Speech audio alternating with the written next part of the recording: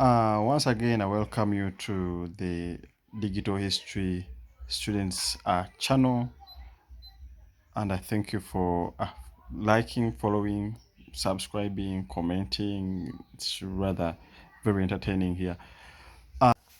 Today, we are going to be handling a very hot and fragile, rather, issue that is of the Constitution, the Ugandan Constitution, and human rights. And after that, we shall aid ourselves to look into how far have human rights been observed and how far have they been violated. The question is, to what extent have human rights been protected in Uganda, and we shall look at that.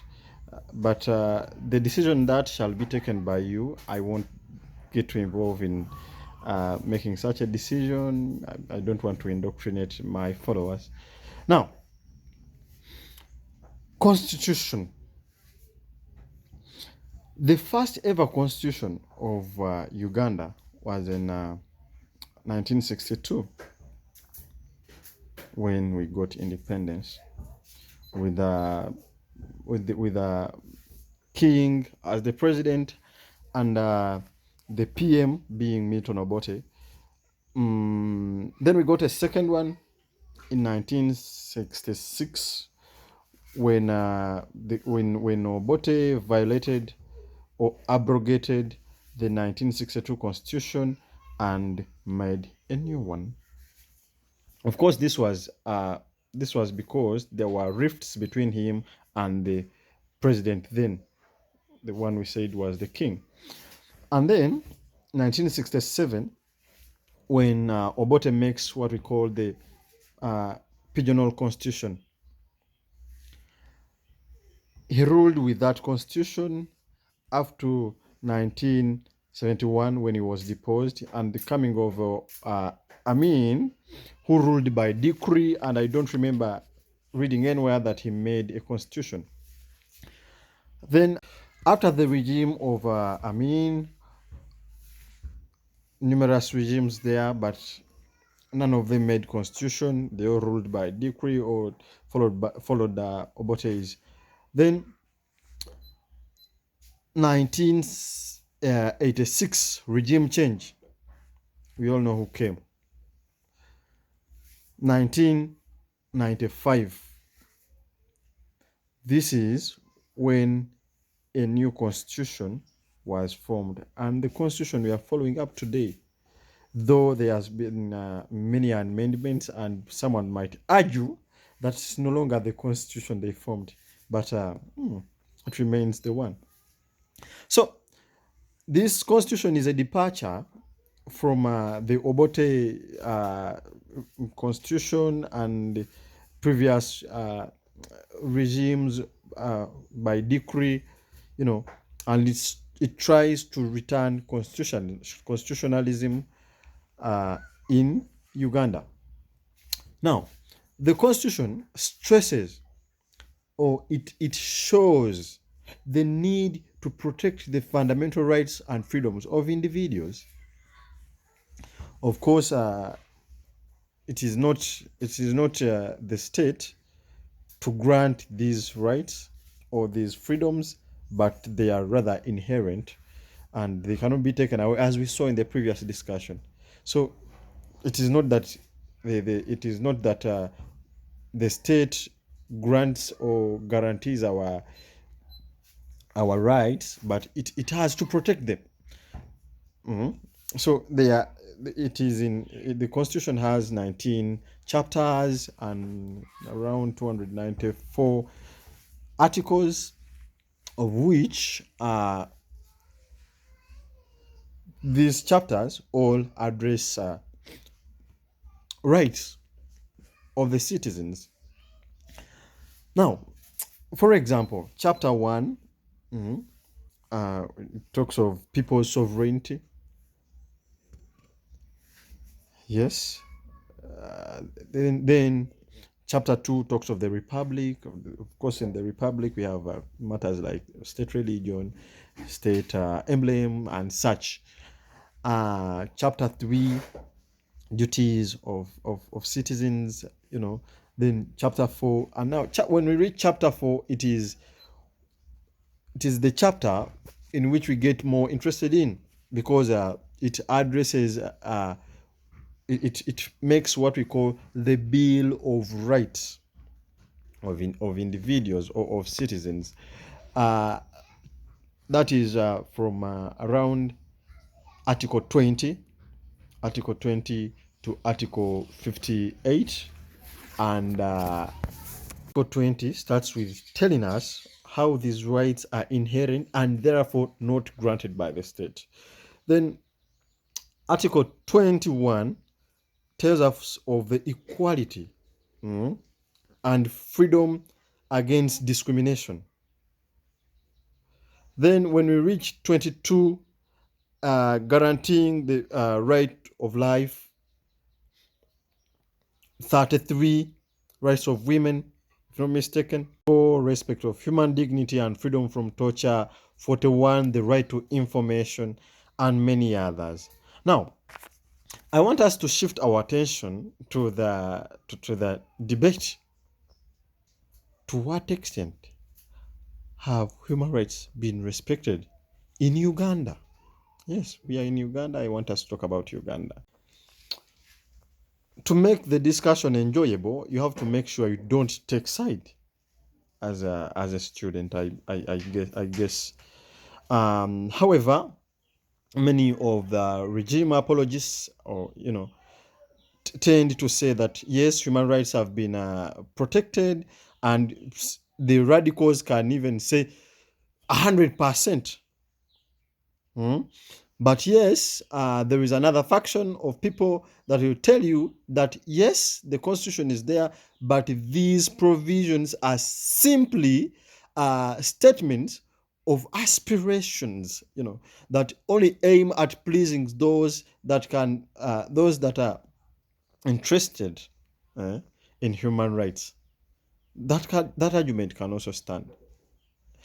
But where do you stand as a scholar of human rights? Is you. But advisable, you take a neutral stand. Now, in this, we are going to examine right by right. We are not going to talk about all of them, but most of the human rights discussions get to touch civil and political rights, the ones we talked about the other time. So that is going to make our yardstick, and by the end of this, you'll have to make a judgment. Start with the honorable right to life. I call it honorable because without it, all other rights are violated, or they don't stand a chance. The right to life. Yes, the right to life has been respected. The right to life has been largely respected in Uganda. Yes, I can say so, but to some degree, it has been denied, and there is evidence of people that have been killed, and some cases people have been killed by the security operatives. And it's not secret that the president has tried to reharmonize, and by admitting and saying sorry. You remember cases of Zebra Mando. That is one perfect example. Then the right to political participation.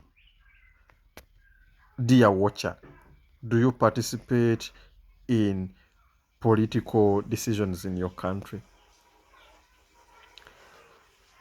If you do not, then we shall say the onus is upon you to do so. But this right has been granted. People, they take, at times, they take part, but in other instances, they do not. I won't be shy to mention that they don't. I remember in the Tojikwatako saga, members of parliament were given a resource to go and make consultations. But when our area MP, by that time I was still somewhere in the village, but our area MP gathered his henchmen to his home. They slaughtered bulls and ate and drank to it. They did not consult, and after that meeting, they said they had consulted. Even on other occasions, people have not been consulted. In the previous coffee bill, I don't know if any of you was consulted with, but you have that right to be a participant in political decision making. Then we have the freedom of thought and conscience. Do you have the freedom of thought? The next one is going to be the freedom of expression. Do you have the freedom of thought? I ask you. In Uganda, 50-50. You can have your thought and conscience, but when it comes to the freedom of expression, there we have question marks. Two perfect examples. Example of this current, we have some man called Madubala. He came up and said what he said. Some people claim he abused the president and the first family, and then and this time he's in, if not Chitalia, Luzira. So how far does the freedom of expression go? That one shall be a question to you all. But freedom of expression, lacking. I have to say. It takes me back to the regime where some presidents said that freedom of expression, freedom of speech is granted, but he could not guarantee the freedom after speech. So then the freedom to religion,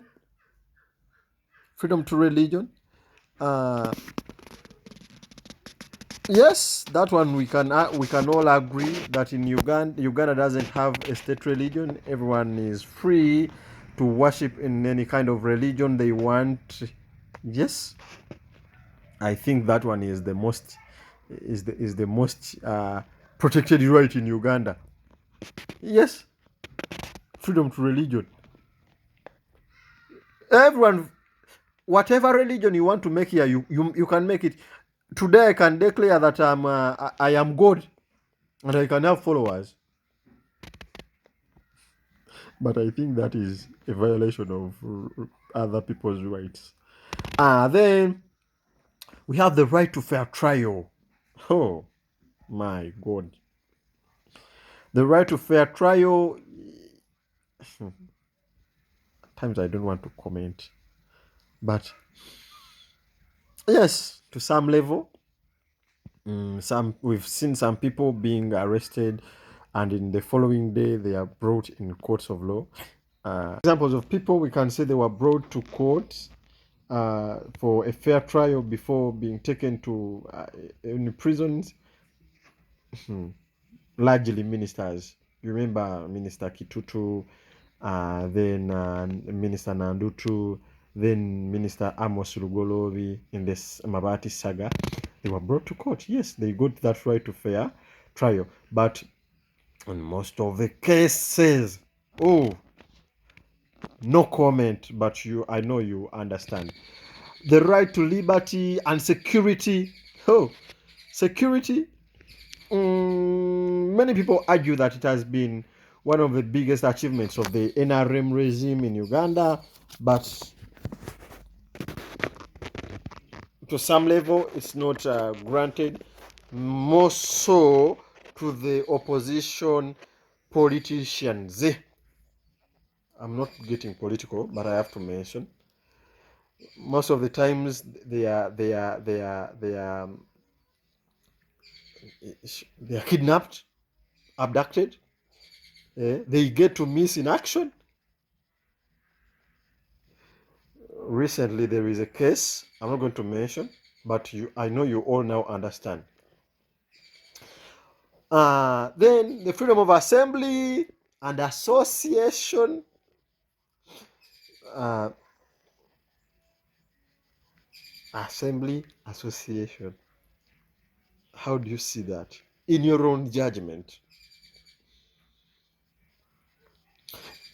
Anyway, I think it now depends on what purpose of the assembly. If you want to pray, a religious congregation is rather welcome in Uganda.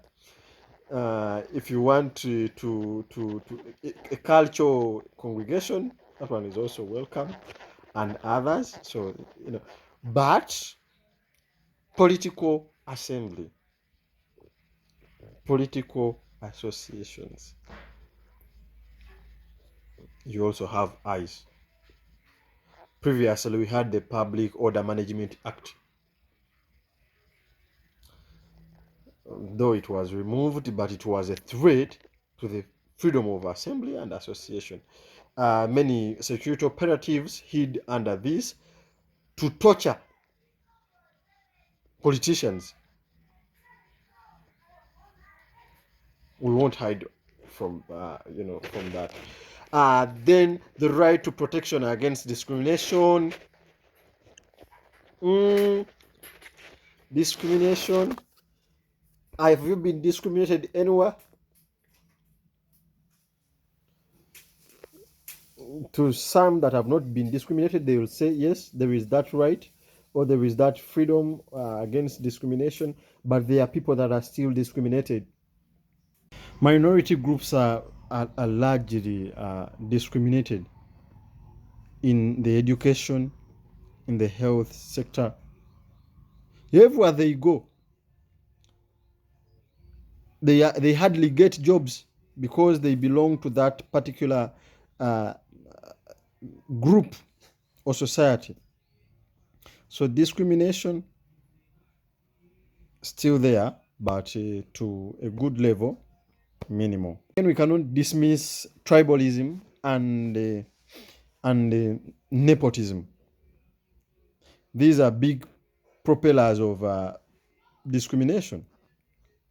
It is rather they are rather rampant cases in Uganda. The rights of women. How far have they been respected? The rights of women. I credit the government for involvement of women in leadership, in the hierarchy of the country. Today, when you look into the hierarchy, we have the vice president, we have the prime minister, we have the speaker.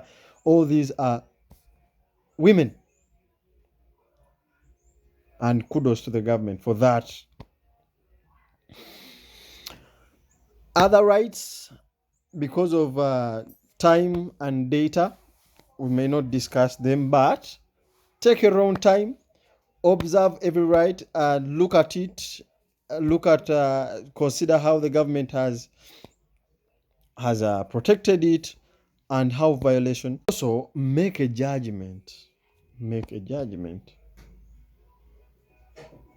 To what extent has the government of Uganda protected the rights of Ugandans? We shall stop there. Thank you for watching. Please continue to share, continue to like, continue to comment, and continue to subscribe to the YouTube channel, Digital History Students channel. I love you all. Bless.